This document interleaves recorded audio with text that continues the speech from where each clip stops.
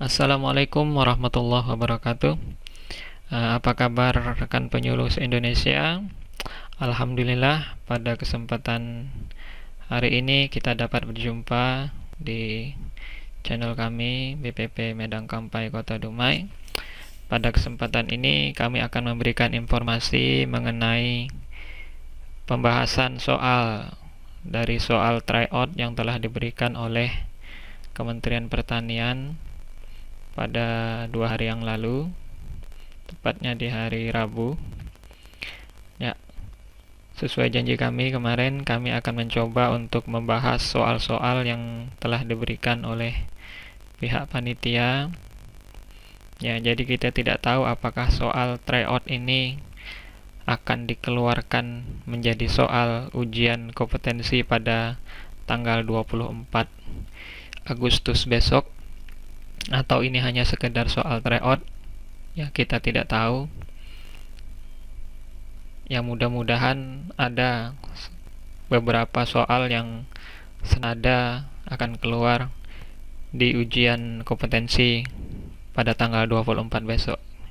Karena kalau kita melihat hasil ujian dari uji kompetensi yang pertama pada tanggal 6 Juli kalau tidak salah, itu ternyata tingkat kesulitan soalnya, ya bagi saya pribadi, mungkin bagi teman-teman penyuluh juga, itu agak susah, ya mungkin bisa dibilang terlalu sulit dan di luar ekspektasi kita semua soal-soal yang muncul gitu. Sehingga tidak heran untuk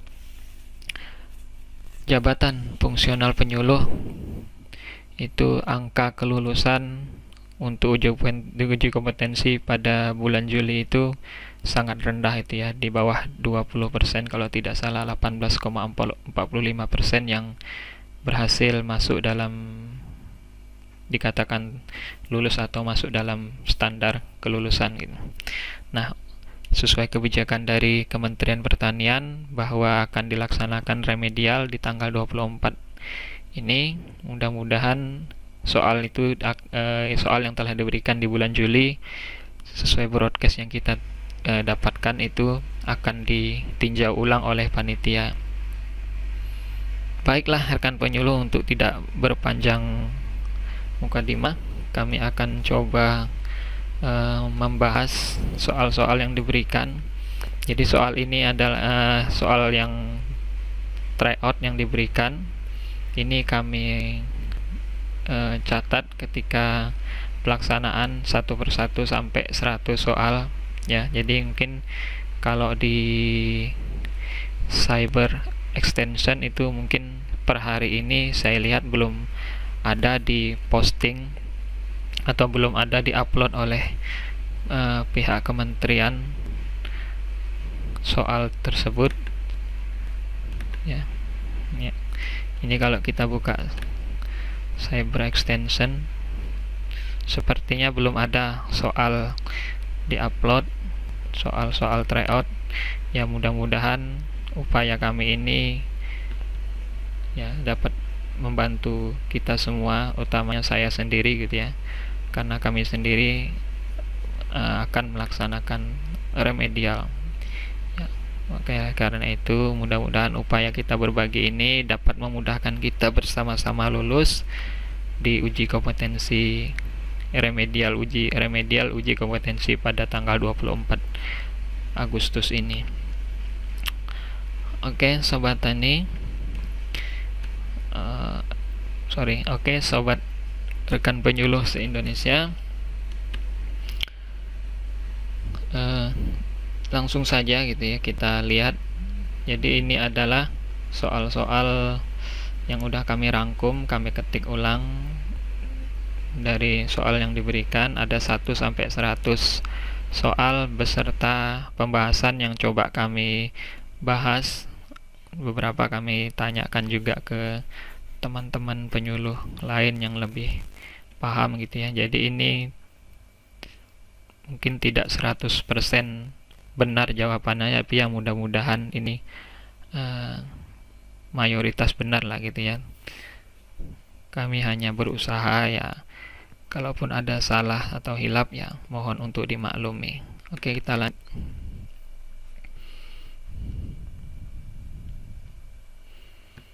Oke, kita lihat di soal pembahasan tryout uji kompetensi penyuluh pertanian. Jadi soal-soal ini saya kira nanti tidak akan jauh berbeda dengan jenjang, meskipun ini khusus jenjang penyuluh muda gitu ya. Untuk naik ke jenjang penyuluh muda, saya kira nanti tidak menutup kemungkinan soal-soal ini akan juga senada, bahkan mungkin bisa keluar di jenjang penyuluh yang di atas atau di bawahnya gitu. Mari kita lihat soal pertama. Hasil evaluasi pendapatan usaha tani digunakan sebagai bahan rencana usaha tani selanjutnya. B. Tidak perlu dilakukan evaluasi. C. Bahan laporan kepala desa. D. Laporan kepada rembuk. E. Bahan angka kredit penyuluh.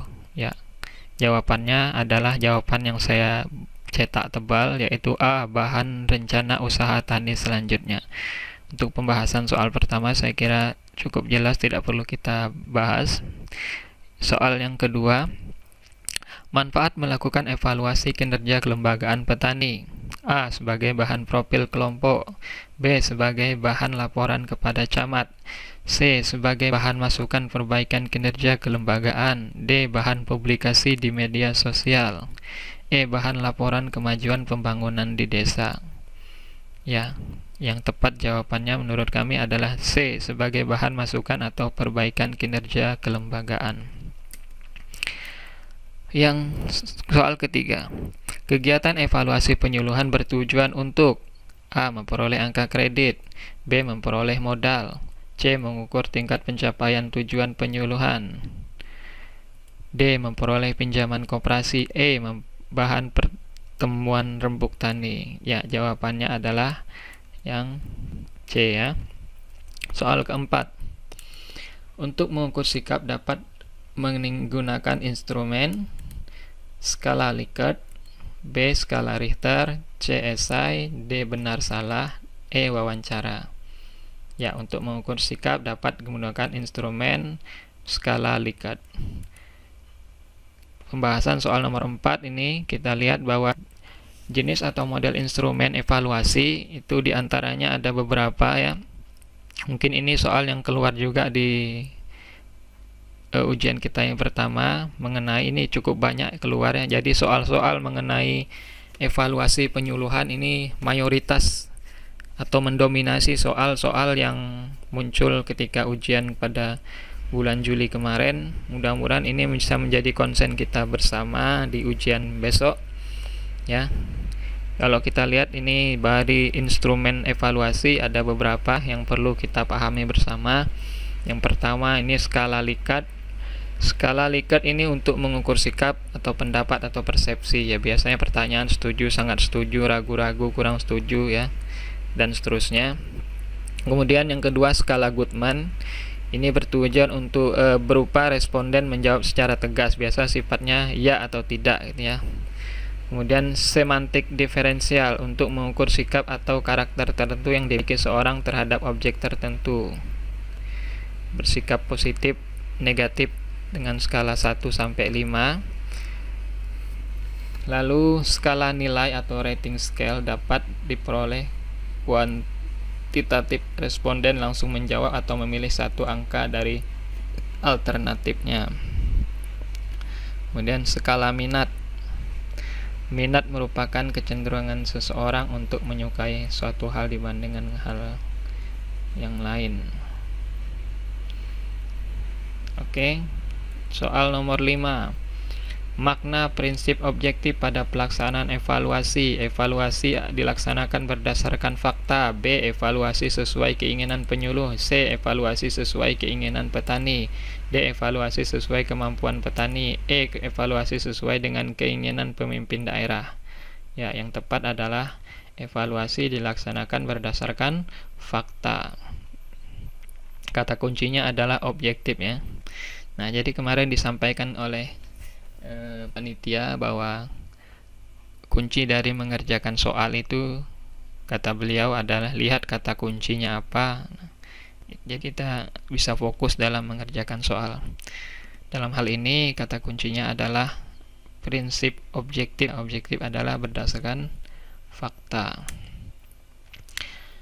Nah, ada beberapa instrumen alat pengukur pengumpulan data yang sifatnya harus bersifat, ya. Jadi alat ukur yang kita gunakan itu harus bersifat pertama sahih atau valid, mengukur apa yang seharusnya diukur. Kemudian andal atau terandal, reliable, itu harus akurat dan konsisten. Kemudian sifat yang ketiga objektif, itu harus konkret, jelas, hanya satu interpretasi, tidak multitafsir.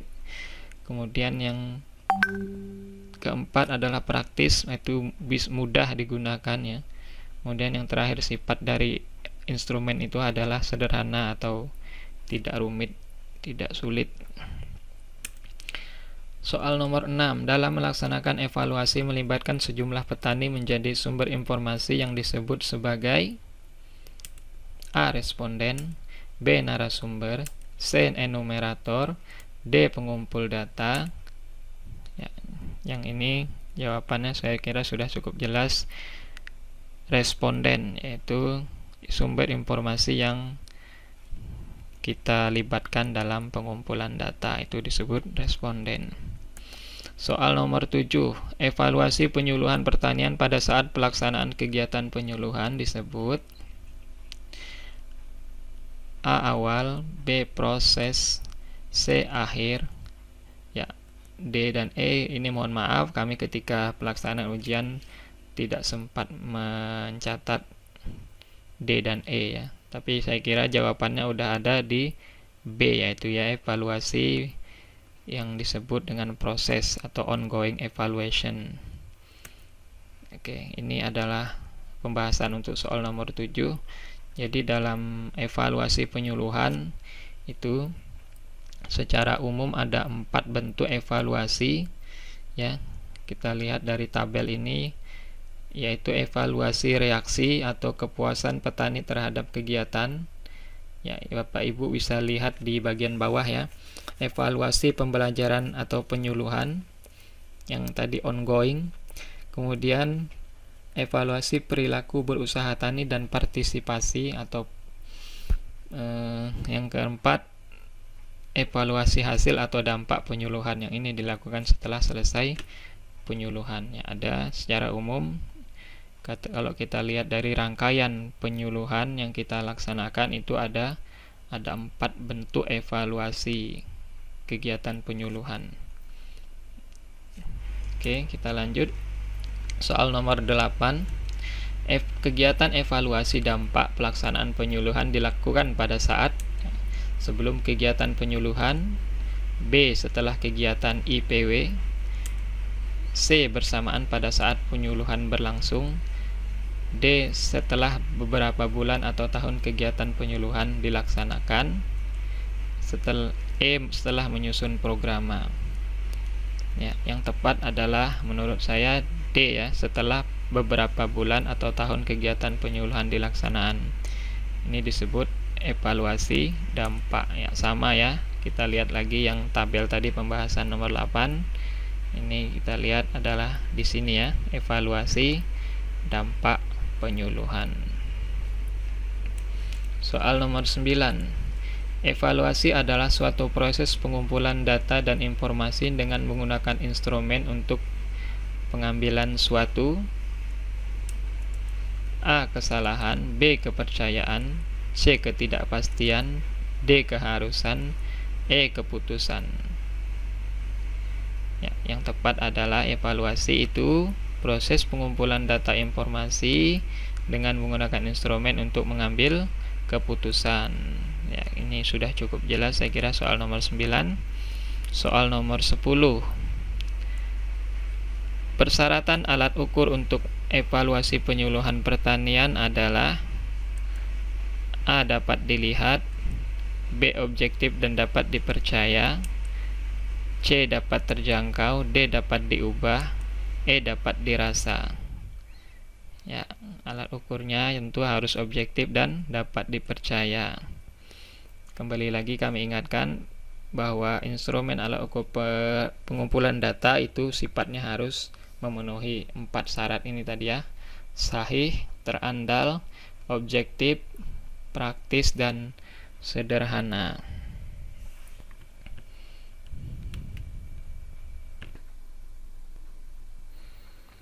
Oke, kita lanjut.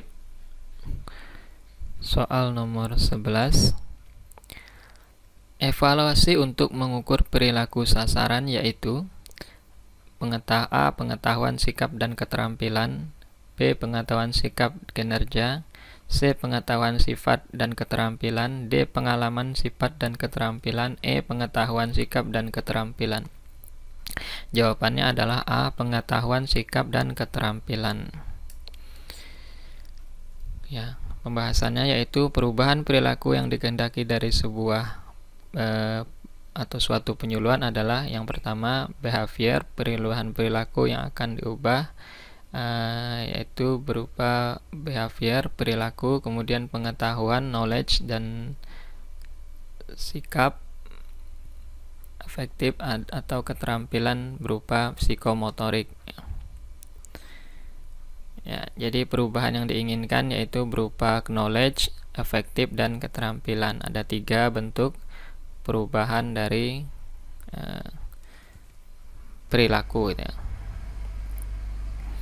Soal nomor 12. Instrumen evaluasi harus disesuaikan dengan A. Tujuan evaluasi yang ingin dicapai, B. Teori yang diperoleh, C. Kepentingan atasan, D. Pesan pemimpinan, E. Kondisi anggaran. Ya, yang tepat adalah instrumen evaluasi harus sesuai dengan tujuan evaluasi apa yang ingin kita capai. Ya, ini mengulang lagi di soal sebelumnya bahwa instrumen evaluasi ada beberapa macam, skala Likert, skala Goodman, ya. Mengingatkan saja Bapak Ibu ya. Semantik, skala nilai, dan seterusnya.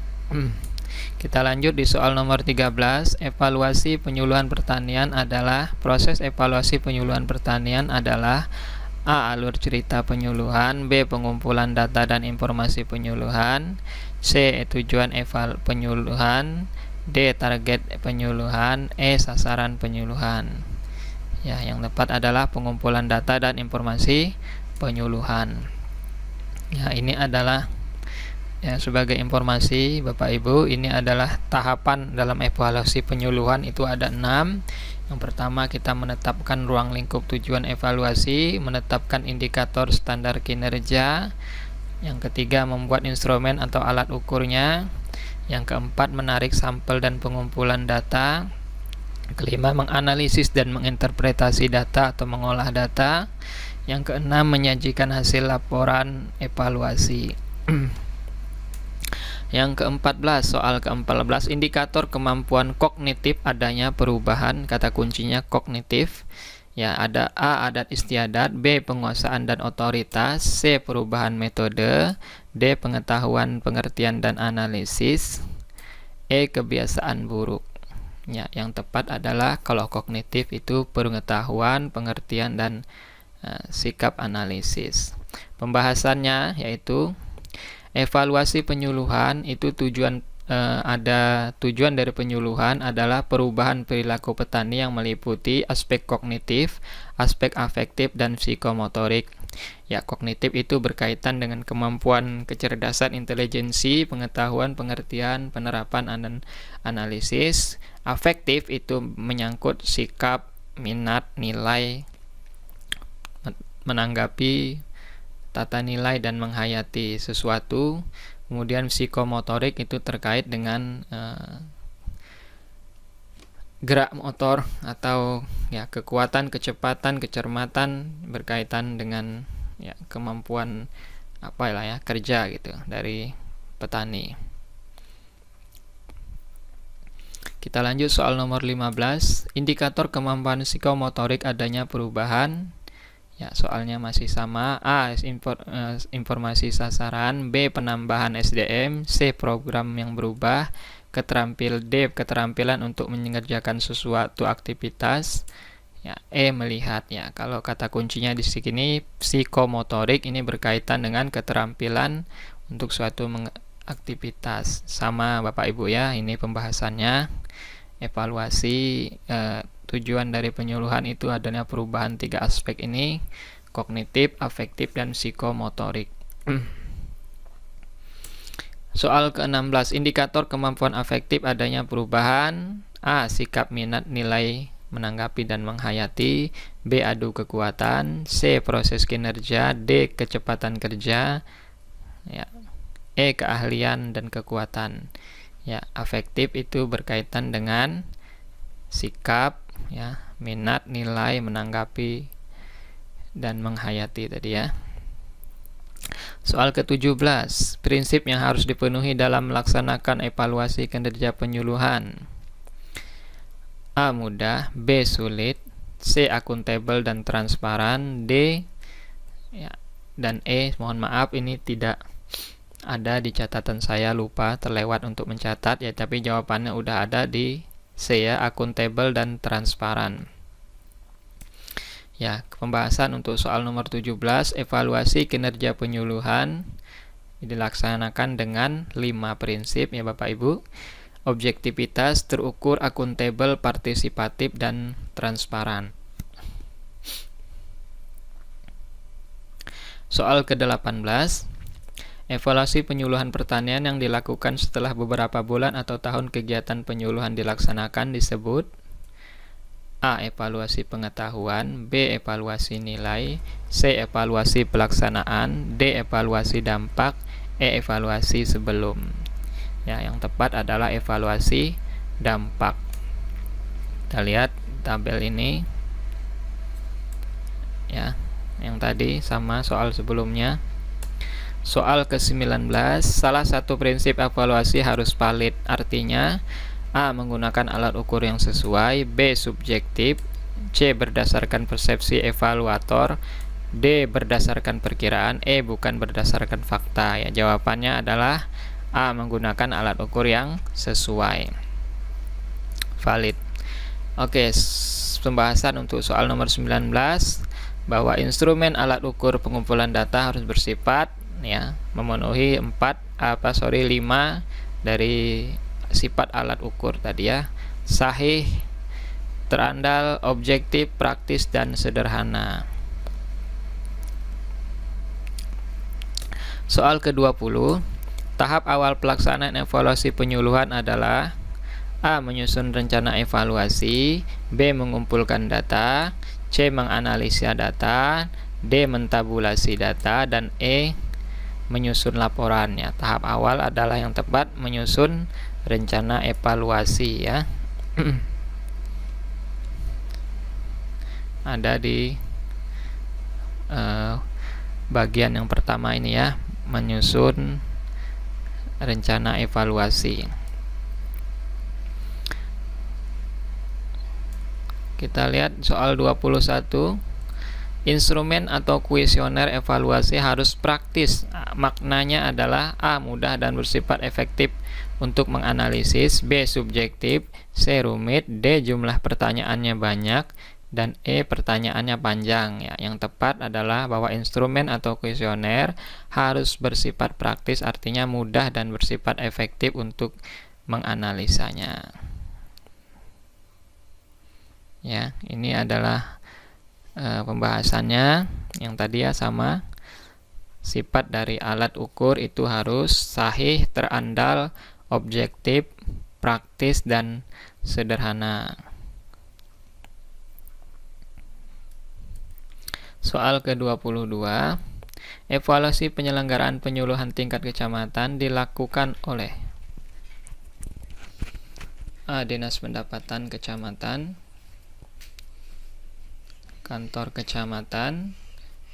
C. Babinsa tingkat kecamatan. D. Dinas Pertanian Kecamatan. E. BPP Kecamatan. Jawaban yang tepat adalah E. BPP Kecamatan. Oke, kita lanjut soal ke-22. Evaluasi penyelenggaraan penyuluhan tingkat kecamatan dilakukan oleh: A. Dinas Pendapatan Kecamatan, B. Kantor Kecamatan, C. Babinsa tingkat kecamatan, D. Dinas Pertanian Kecamatan, dan E. BPP Kecamatan. Ya, yang tepat adalah BPP Kecamatan. Soal 23. Berikut tahap akhir evaluasi kegiatan penyuluhan pertanian. A. Menaikkan produksi dan produktivitas, B. Memupukkan modal, C. Melakukan pertemuan dengan pemerintah, D. Menganalisis dan membuat kesimpulan dan rekomendasi, E. Menyebarkan informasi pertanian. Ya, yang tepat dari tahap akhir evaluasi adalah menganalisis dan membuat kesimpulan dan rekomendasi. Ya, pembahasan soal nomor 23 tadi masih seputar tahapan ini tadi Bapak Ibu ya. 6 tahap dalam evaluasi penyuluhan. Soal 24, berdasarkan sumbernya data dikelompokkan menjadi A. Data primer dan data sekunder, B. Data rata-rata, C. Data interval, D. Data ordinal, E. Data nominal. Ya, yang tepat adalah berdasarkan sumbernya data dikelompokkan menjadi data primer dan data sekunder. Ya, ini adalah bagan pembagian data ya. Secara umum data ada dua, data primer dan data sekunder. Data primer dibagi lagi menjadi data yang kami ulangi, data primer itu adalah data yang kita peroleh langsung dari responden, sedangkan data sekunder ini biasanya kita peroleh dari hasil analisa ya. Misalnya data BPS gitu ya, data yang telah diolah. Kalau data primer itu data langsung dari respondennya. Data primer sendiri itu ada dua, data kualitatif yang bersifat kualitatif, ini artinya tidak berupa angka biasanya ya. Sementara data kuantitatif ini data-data yang berupa angka. Ya, data primer yang bersifat kualitatif itu sendiri ada 3, wawancara, diskusi, teknik proyeksi. Sementara data primer yang kuantitatif itu bisa berupa survei, observasi, dan eksperimen. Oke, kita lanjut. Soal 25, data yang diperoleh secara langsung dari sumbernya disebut. Ya, data primer, B. Data pribadi, C. Data desa, D. Data kuarter, dan E. Data pribadi ya. Sama, ini adalah data primer ya. Data yang diperoleh dari sumbernya langsung tadi disebut data primer. Soal 26. Pengumpulan data dengan menggunakan lembar pertanyaan disebut. A. Data peta jalan, B. Peta dinding, C. Wawancara dan observasi, D. Poster, E. Menyadur kajian yang sudah dilaksanakan. Yang tepat adalah C ya, wawancara dan observasi. Sudah cukup jelas. Soal 27. RDK singkatan dari A. Rencana dana kelompok, B. Rencana definitif kelompok, C. Rencana dukungan kelompok, D. Rancangan definitif kelompok, E. Rancangan dana kelompok. Ya, yang tepat adalah RDK singkatan dari rencana definitif kelompok, B ya. Oke, kita bahas soal nomor 27 tadi. Instrumen dari pembinaan kelembagaan petani itu secara umum ada dua. Yang pertama RDK dan RDKK, yang kedua adalah sistem kerja latihan, kunjungan dan supervisi, atau yang lebih kita kenal dengan sistem kerja laku susi ya. Dan untuk RDKK sendiri ya, tadi yang di soal RDK, nanti ada lagi satu RDKK ya. Bedanya adalah kalau RDK itu rencana definitif ya, kebutuhan yang selalu disingkat RDKK. Kemudian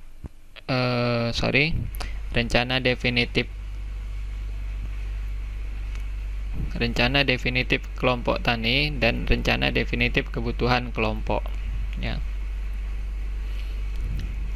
Oke, penjelasan lebih lanjut Bapak Ibu bisa buka di Permentan 67 tahun 2016. Soal 28, kelembagaan penyuluhan yang ada di tingkat desa atau kelurahan: A. Gapoktan, B. KWT, C. Kelompok Tani, D. BPP, E. Posluhdes. Ya, kelembagaan penyuluhan di tingkat desa adalah Posluhdes, E ya. Pembahasan soal nomor 28, kelembagaan ini ada di di Undang-Undang nomor 16 tahun 2006 ya. Di mana kelembagaan penyuluhan pada tingkat desa itu berbentuk pos penyuluhan desa atau kelurahan yang bersifat non-struktural. Pos penyuluhan desa merupakan unit kerja yang dibentuk atau dikelola secara partisipatif oleh pelaku utama.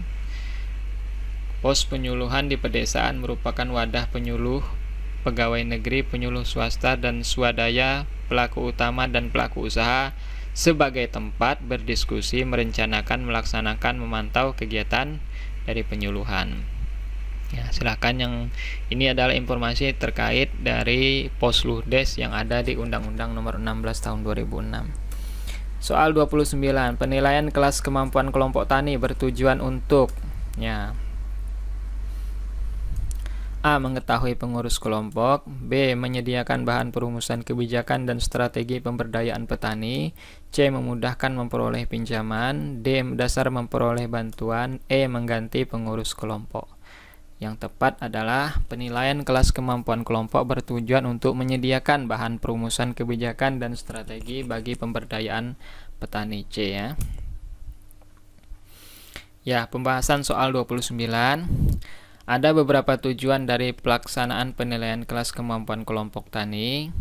Tujuan penilaian yang pertama, mengetahui keragaan kemampuan kelompok tani. B. Yang dua, menyediakan bahan perumusan kebijakan dan strategi pemberdayaan petani. Yang ketiga, mengetahui metodologi dan pemetaan kebutuhan penyuluhan pada masing-masing kelas kemampuan kelompok tani. Yang keempat, menyediakan database kelompok tani melalui SIM Luhtan. Yang kelima, meningkatkan kinerja penyuluh pertanian dalam melakukan pengawalan dan pendampingan kelompok tani. Oke, selanjut soal nomor 30. Kelas kemampuan kelompok tani setingkat lebih tinggi dari pemula, yaitu A. Pemula, B. Lanjut, C. Madya, D. Pratama, dan E. Utama ya. Setingkat lebih tinggi dari pemula yang itu B ya, lanjut. Pembahasan soal nomor 30, bahwa klasifikasi kemampuan kelompok tani itu ada 4 kelasnya. Yang pertama kelas pemula, yang kedua kelas lanjut, yang ketiga kelas madya, yang keempat kelas utama. Soal ke-31, peran BPP Kostra Tani sebagai pusat pembelajaran dilaksanakan dalam bentuk A. Demplot Sekolah Lapang Implementasi Inovasi Teknologi dan BIMTEK Telekonferensi, B. Sosialisasi, C. Display produk, D. Diskusi petani, dan E. Sarasehan. Yang tepat adalah A ya, Demplot Sekolah Lapang Implementasi Inovasi Teknologi. Yang ini merupakan peran BPP sebagai Kostra Tani pusat pembelajaran. Ya, untuk membahas lebih dalam tentang Kostra Tani, Bapak Ibu bisa baca atau bisa lihat keputusan Menteri Pertanian nomor 13 tahun 2020 tentang khusus ya Juklak petunjuk pelaksanaan dari Kostra Tani. Soal 32, berikut termasuk ketenagaan penyuluhan pertanian. A. Pengamat hama, B. POPT, C. Penyuluh pertanian swadaya, D. Peneliti, E. Widya Iswara. Yang tepat adalah C ya, penyuluh pertanian swadaya. Pembahasan soal 32 tadi, bahwa penyuluh dilakukan oleh penyuluhan atau penyuluh sendiri ada 3, penyuluh PNS, penyuluh swasta, dan penyuluh swadaya. Kalau yang sekarang yang terbaru mungkin ada penyuluh THLTB ya. Oke, kita lanjut soal 33. BPP berfungsi sebagai A. Kantor pertanian di tingkat kabupaten, B. Kantornya para penyuluh, C. Tempat pertemuan para penyuluh, pelaku utama dan pelaku usaha, D. Tempat memperoleh modal bagi petani, E. Tempat dibagikannya bantuan. Yang tepat BPP sebagai tempat pertemuan para penyuluh, pelaku utama dan pelaku usaha, ya, C ya. Sudah cukup jelas nomor 33. Kita lanjut nomor 34. Gabungan kelompok tani merupakan kelembagaan petani yang berada di wilayah A. Kecamatan, B. Desa atau kelurahan, C. Kabupaten, D. Kota, E. Provinsi. Ya, Gapoktan merupakan kelembagaan ada di tingkat desa atau kelurahan. Sudah cukup jelas nomor 34. 35. Makna partisipatif dalam pembentukan Gapoktan adalah A. Anggota memiliki peluang yang sama dalam pengambilan keputusan, B. Keinginan untuk mengembangkan usaha taninya, C. Keinginan saling melengkapi, D. Keinginan saling bekerja sama, E. Keinginan saling tolong-menolong. Ya, partisipatif artinya anggota memiliki peluang sama dalam mengambil keputusan, A ya. Oke, kita lihat soal nomor 35 ini adalah prinsip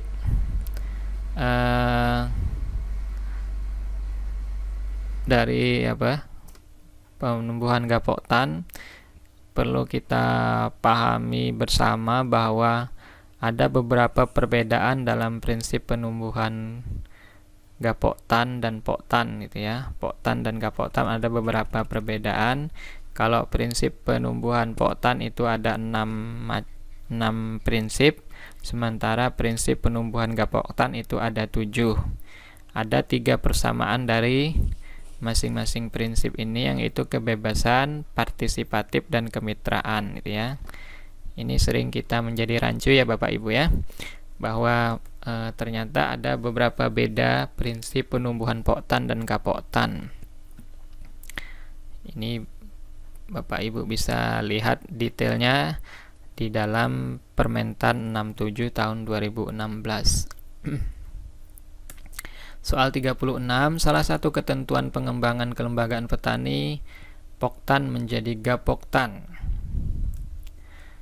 A. Gapoktan beranggotakan paling kurang 3 Poktan, B. Gapoktan memiliki saung kelompok, C. Gapoktan memiliki aset bersama, D. Gapoktan memiliki pendamping, E. Jumlah Poktannya cukup hanya 1. Ya, yang tepat adalah A ya, bahwa Gapoktan itu beranggotakan paling sedikit 3 Poktan yang ada di desa atau kelurahannya. Ya, Bapak Ibu bisa lihat tentang ini ada di Permentan 67 tahun 2016 tentang pembinaan kelembagaan petani. Soal 37. Penetapan jadwal pertemuan rutin kelompok tani ditentukan oleh A. Ketua kelompok, B. Beberapa anggota kelompok tani, C. Kepala desa dan penyuluh, yang D. Penyuluh, yang E. Hasil musyawarah anggota kelompok tani. Yang tepat adalah jadwal pertemuan rutin itu ditentukan oleh hasil musyawarah anggota kelompok tani. Jadi juga nomor 30 cukup jelas. 38.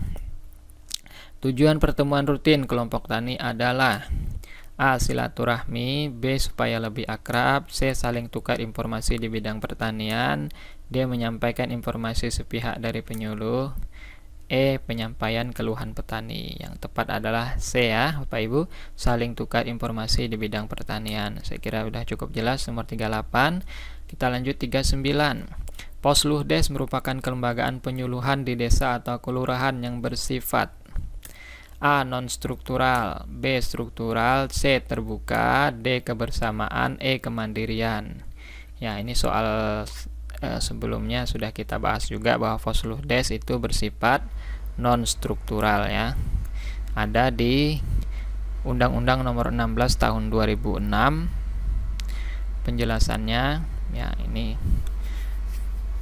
Ibu ya. Sama dengan yang tadi. Kita lanjut. Soal nomor 40.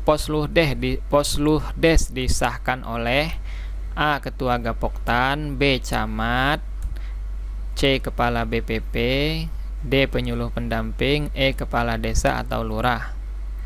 Ya, menurut saya yang tepat itu kepala desa atau lurah ya. Ya, tapi ini saya coba baca-baca di beberapa peraturan perundangan, ini belum ada yang secara jelas menyatakan siapa yang mengesahkan Posluhdes gitu ya. Tapi ya feeling saya kepala desa atau lurah. Tapi kalau Bapak Ibu mungkin punya jawaban lain, silahkan coba nanti di share ya, siapa sebenarnya yang mengesahkan Posluhdes ini gitu. Tapi kalau saya lebih cenderung mungkin kepala desa atau lurah, karena di Undang-Undang Nomor 16 sendiri itu tidak disebutkan mengenai siapa yang mengesahkan Posluhdes ini tadi itu ya.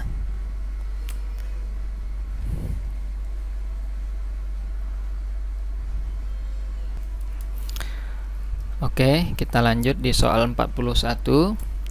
Balai Penyuluhan Pertanian dipimpin oleh A. Kepala UPTD, B. Koordinator Penyuluh Pertanian, C. Camat, D. Kasih, E. Kepala Unit BPP.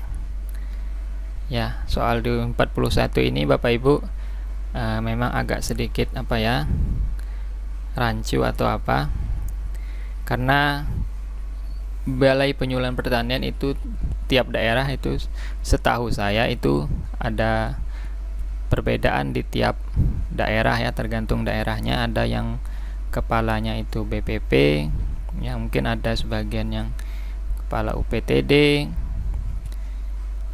ya. Jadi ini saya kembalikan ke Bapak Ibu untuk jawabannya apa. Tapi kalau di tempat kami itu kepala BPP itu ya.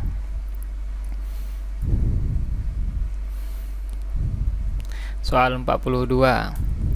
Penumbuhan gapoktan ditujukan untuk A. menggabungkan beberapa kelompok tani, B. memperoleh bantuan lebih mudah, C. mempermudah proses penyuluhan, D. mempermudah pembukuan,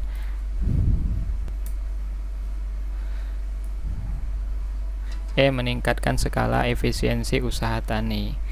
Ya, yang E ya. Jadi penumbuhan gapoktan untuk meningkatkan efisiensi dan skala usaha tani. Lanjut di 43. Gapoktan memiliki unit usaha produksi untuk memenuhi kebutuhan pasar yang harus dijamin ya. Kuantitas, kualitas, dan kontinuitas. B. formalitas, C. produktivitas, D. label yang diakui pasar, E. prioritas ya. Jadi gapoktan ketika punya usaha produksi maka harus A ya, memastikan bahwa dia punya kuantitas, punya kualitas, dan kontinuitas. 44. Dalam skala ekonomi, gapoktan dapat ditingkatkan menjadi A. BUMDes, B. Kelembagaan Ekonomi Petani, C. CV, D. PT, E. Pusat Pembelajaran. Ya, yang tepat adalah B ya, Kelembagaan Ekonomi Petani atau KEP. Ya, Kelembagaan Ekonomi Petani sendiri adalah lembaga yang melaksanakan kegiatan usaha tani yang dibentuk oleh, dari, dan untuk petani, yang digunakan untuk meningkatkan produktivitas, efisiensi usaha tani, baik itu yang berbadan hukum maupun yang belum berbadan hukum. 45. Contoh bentuk Kelembagaan Ekonomi Petani atau KEP. A. Koperasi, B. Gapoktan, C. Poktan, D. KWT, E. Taruna Tani ya. Yang tepat adalah A ya, koperasi. Ya, ini sama yang tadi. 46. Salah satu fungsi kelompok dalam pengembangan usaha yaitu A. wahana kepercayaan, B. sebagai unit produksi, C. sebagai kelas belajar, D. sebagai anjang sana, E. sebagai wahana permain. Ya, yang tepat adalah B ya, sebagai unit produksi, fungsi kelompok taninya. Ya, kita ingatkan kembali bahwa fungsi poktan itu secara umum ada 3 ya. Sebagai kelas belajar, sebagai wahana kerjasama, yang ketiga sebagai unit produksi. Nah, mungkin ini Bapak Ibu udah paham semua lah ya. Untuk lebih detailnya Bapak Ibu bisa lihat di Permentan 67 tahun 2016. 47. Pengembangan kapasitas anggota tentang teknologi pertanian merupakan contoh fungsi kelompok tani. A. Unit simpan pinjam. B. Unit pemasaran. C. Unit pengolahan hasil. D. Sebagai anjang sana. Dan E. Sebagai kelas belajar ya. Jadi kata kuncinya di sini kapasitas teknologi pertanian ya. Pengembangan kapasitas anggota tentang teknologi pertanian, contoh kelompok tani sebagai kelas belajar ya. Ini adalah 3 tadi ya, fungsi kelompok tani sebagai kelas belajar, wahana kerjasama, dan unit produksi.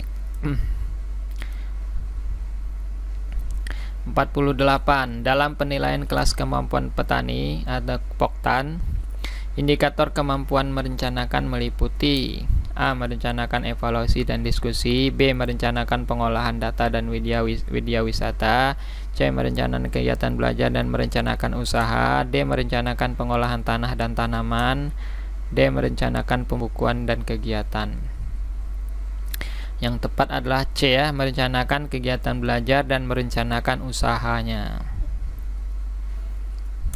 Soal 48 tadi, bahwa aspek merencanakan itu terdiri dari merencanakan kegiatan belajar dan merencanakan usaha.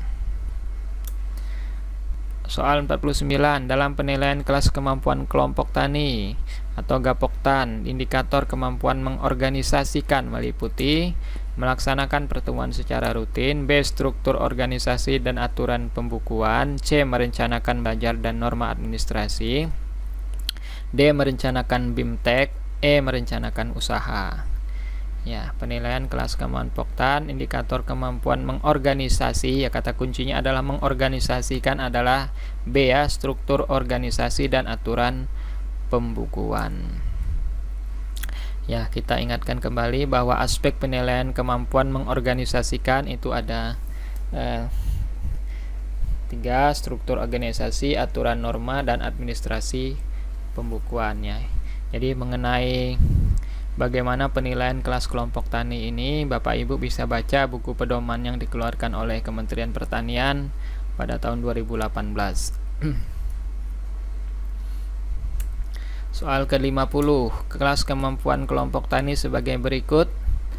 A. Pemula lanjut madya utama. B. Pemula muda. C. Muda madya. D. Muda utama. E. Lanjut utama.